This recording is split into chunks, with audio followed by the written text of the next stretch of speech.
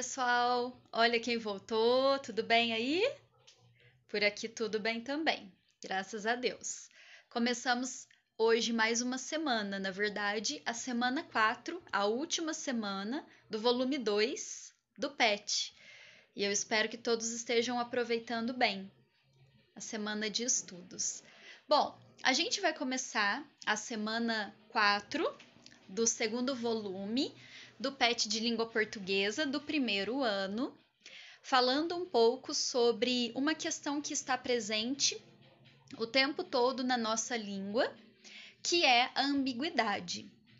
Então, a ambiguidade que vai ser trabalhada nesses exercícios de hoje pode ser usada tanto como um recurso linguístico, ou seja, ela pode ser usada de forma proposital, né, com um objetivo específico, como também ela pode ser usada como um erro, né? Ela pode ser usada até de forma involuntária, sem querer, mas acaba se tornando um problema para que o seu enunciado seja entendido, né? Para que haja, de fato, o processo completo de comunicação. Como vocês viram nas primeiras semanas de estudo do PET, até do PET 1 mesmo, a comunicação acontece mediante vários elementos, né? Então, tem os interlocutores, tem a mensagem, tem o canal, enfim.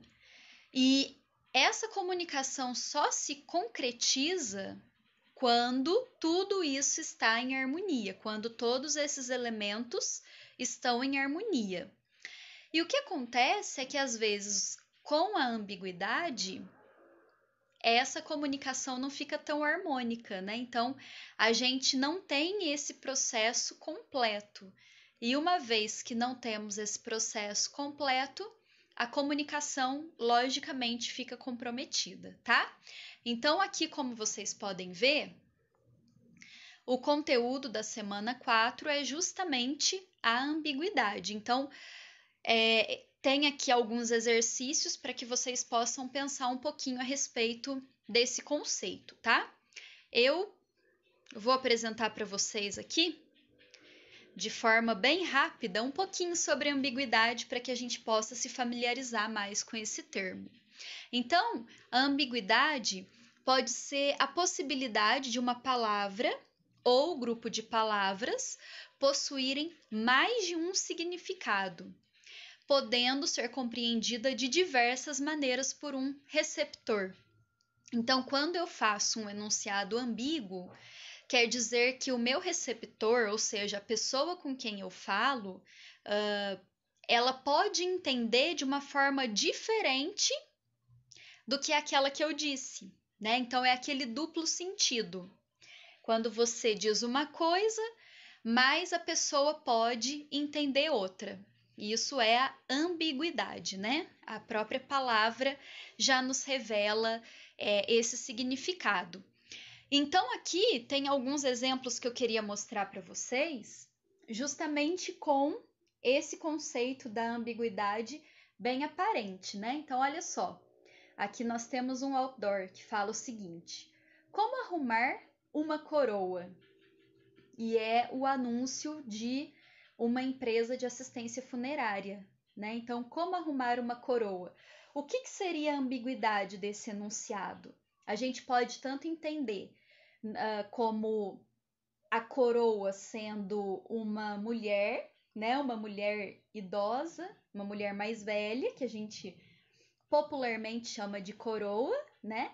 Já que tem aqui a imagem desse senhorzinho, como também, já que é a propaganda de uma empresa funerária, a gente pode entender como sendo aquela coroa de flores, né? Que geralmente as pessoas mandam quando alguém falece, como uma forma de homenagem, né? Então, aqui está a ambiguidade. Outra ambiguidade também, a gente pode ver nessa propaganda aqui, ó, da Rolex. A Rolex é uma empresa de relógios, né? Muito famosa, muito chique, que tem relógios muito invocados e tal. Então eles colocam o seguinte, ó: se ninguém percebe o seu pulso, tecnicamente você está morto. Então aqui a ambiguidade foi trabalhada na ideia do pulso, né? Pulso no sentido de pulsação, todo mundo que está vivo tem a pulsação, né? E pulso no sentido de aquele lugar onde a gente coloca o relógio. Então, a Rolex está justamente colocando aí a importância de se ter um bom relógio, né? Um relógio bacana para, enfim, para que você tenha para que você seja bem visto, né? Vamos falar assim. Aí a gente tem uma tirinha aqui também, ó, do Hagar, o horrível. E aí o Hagar está com a Helga, né, que é a esposa dele, e tá negociando com esse cara de chapeuzinho e bigodinho que tá logo aqui do lado dele, né, magrinho. Então o Hagar fala assim: gostaria de comprar um barco novo. Aceita trocas? Aí o cara responde: depende. Ela cozinha bem? E a mulher fala, brava, né? Ele estava falando do barco. Então aqui a ambiguidade foi trabalhada justamente no fato de que o homem que está vendendo o barco achou que a troca envolvesse a esposa dele também, né? Não só o barco. Bom, vamos ver aqui mais alguns exemplos. Essa é bonitinha. Tem dois caipiras na cena, um tá assistindo TV, aí o outro chega e pergunta: e aí, compadre, firme? Não, futebol. Então a ambiguidade aqui foi trabalhada justamente no fato de que os caipiras, né, são vistos como aqueles que falam sempre o R muito marcado, né, até quando não é o R. E aí trabalha-se a ambiguidade da palavra filme, né, que foi transformada em firme, que pode ser tanto firme de filme, como também firme de tudo certo, né? Tudo ok aí? Então, mais um exemplo de ambiguidade. Ó, aqui tem mais uma tirinha. Gabi, não ande com os pés no chão. Tá bom, mamãe. Contra a força, não há argumento. É incrível como os adultos complicam as coisas mais elementares. Então, aqui a ambiguidade, que também é muito usada pelas mães, né, gente? Quando a mãe fala, ó, não anda com o pé no chão, quer dizer que não é para andar descalço, né?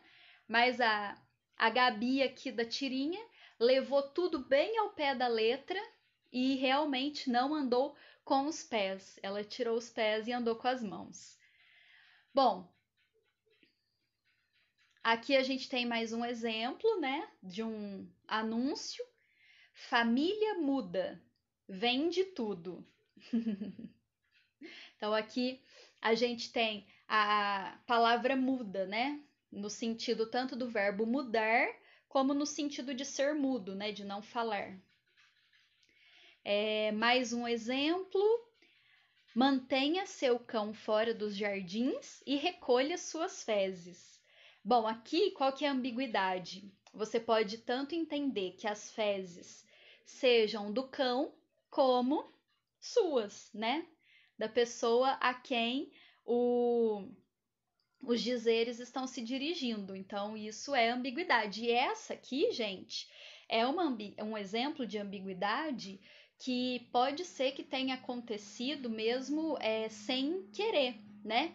Nos exemplos das tirinhas, principalmente, foi um recurso proposital, um recurso linguístico que os autores das tirinhas utilizaram de forma a realmente explorar o sentido ambíguo das palavras e das expressões.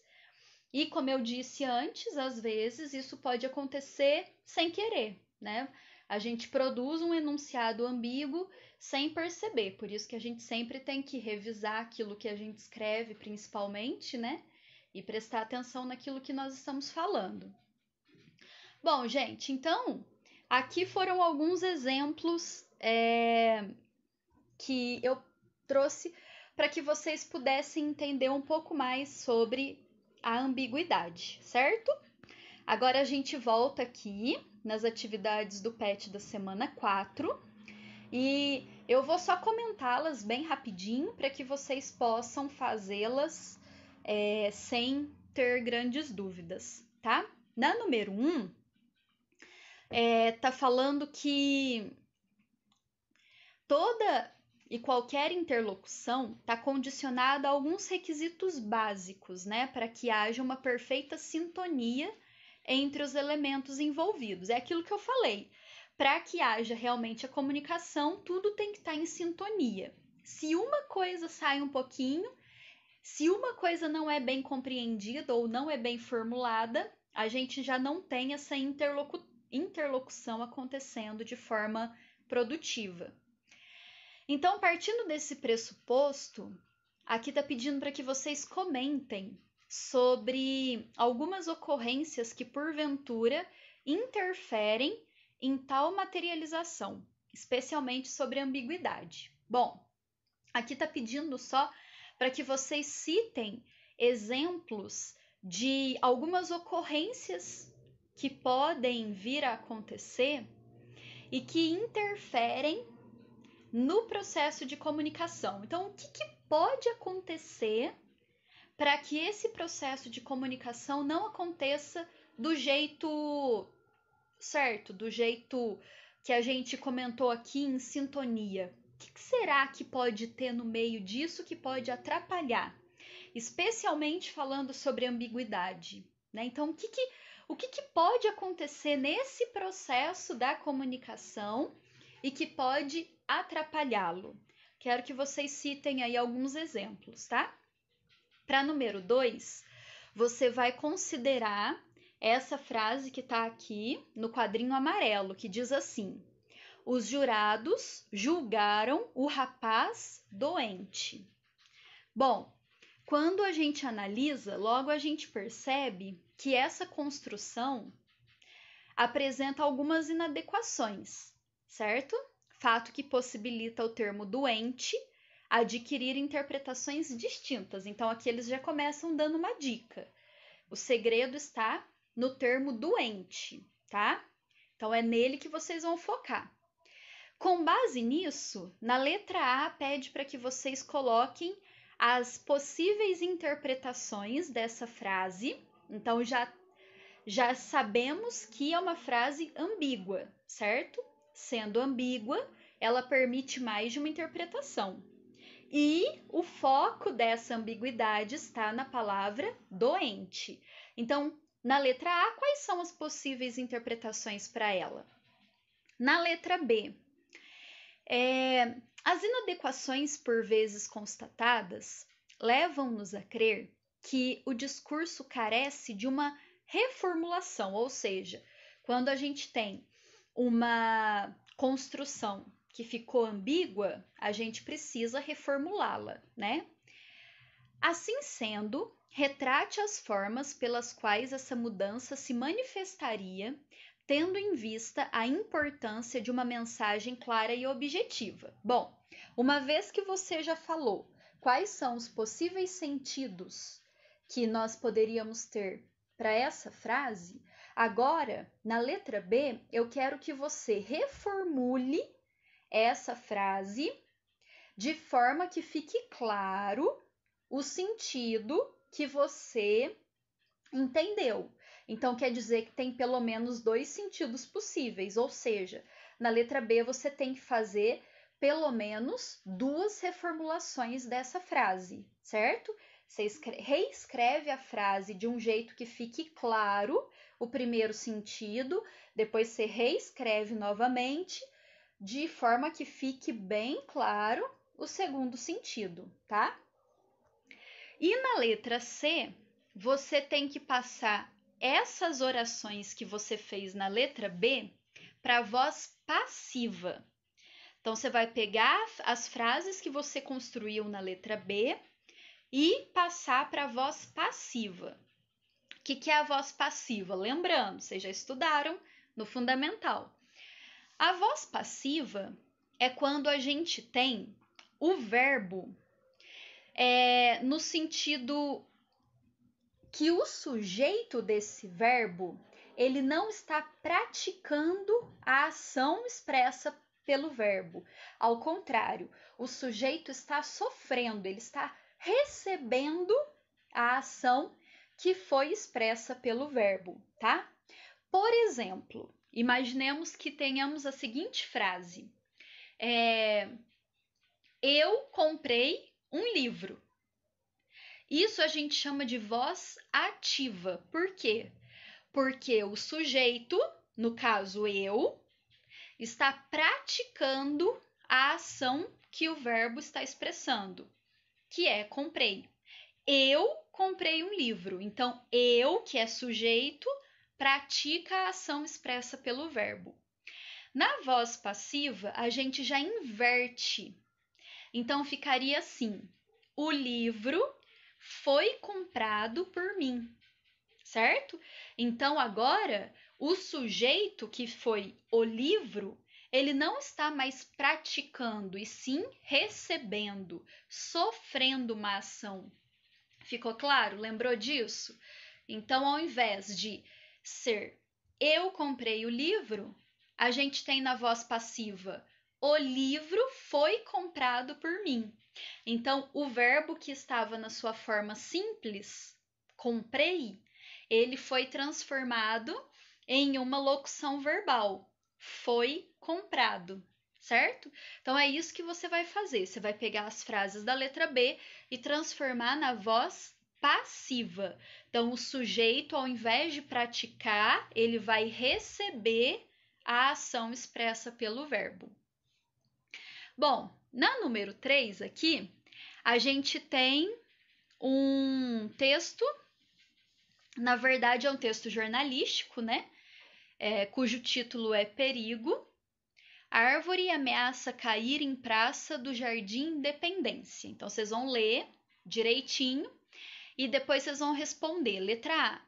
O que pretendia afirmar o presidente da associação? Seguinte, aqui no meio do texto, bem no finalzinho, o presidente da associação do bairro tem uma fala, tá? Tem uma fala desse presidente no meio do texto. Só que essa fala ficou um pouquinho confusa, ficou um pouco ambígua. Então, na letra A, você tem que colocar o que ele pretendia falar. E na letra B, você tem que colocar literalmente o que foi que ele afirmou. Então, sabe quando a gente fala uma coisa e a pessoa entende outra? É mais ou menos isso. Na letra A, você tem que colocar o que ele queria dizer, o que ele pretendia ter dito, e na letra B, você tem que colocar o que realmente foi dito por ele, tá? Tem uma diferença aí. Na letra C, na placa abaixo, podemos encontrar o mesmo tipo de ambiguidade que havia na declaração de Sérgio Marcati, que é o presidente da associação do bairro, né, da notícia. O que tornaria divertida a leitura da placa? Então, é uma placa que também tem ambiguidade, certo?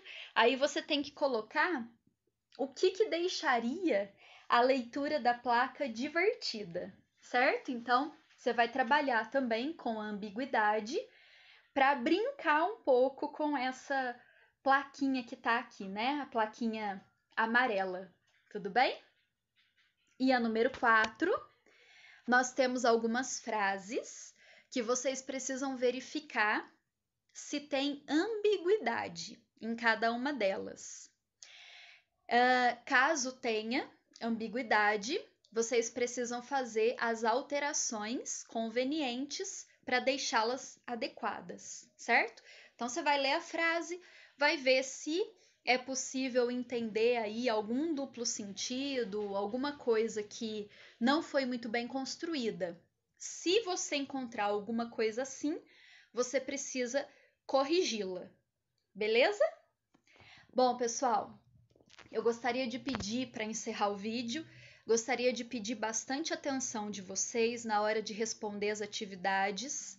Nós estamos olhando com muito carinho e cuidado e atenção também as respostas que vocês registram.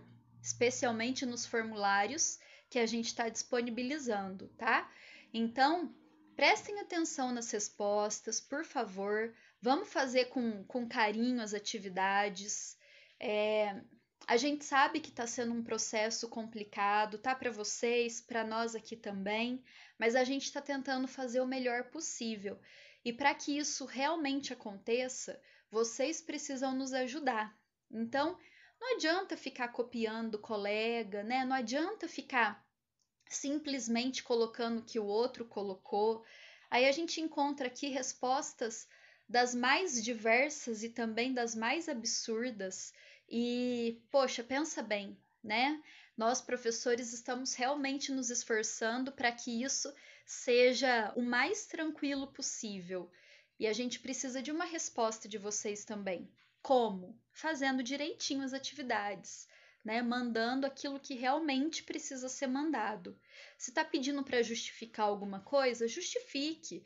Não fique só colocando respostas aleatórias para preencher o formulário, para ser enviado, não, tá? Se está pedindo para reescrever, se está pedindo para corrigir, faça isso.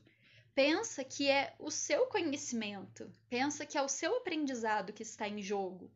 Nós aqui recebemos as respostas que vocês colocam, e a nossa expectativa é que elas sempre realmente retratem aquilo que vocês estão fazendo em casa, aquilo que vocês estão se esforçando, né? Aquilo que vocês estão sendo.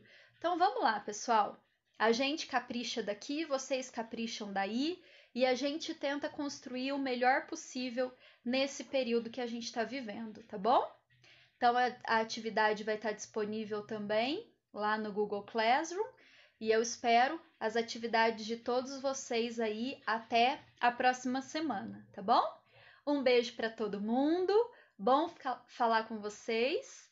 Fiquem bem. Tchau, tchau, gente. Até a próxima. Beijo.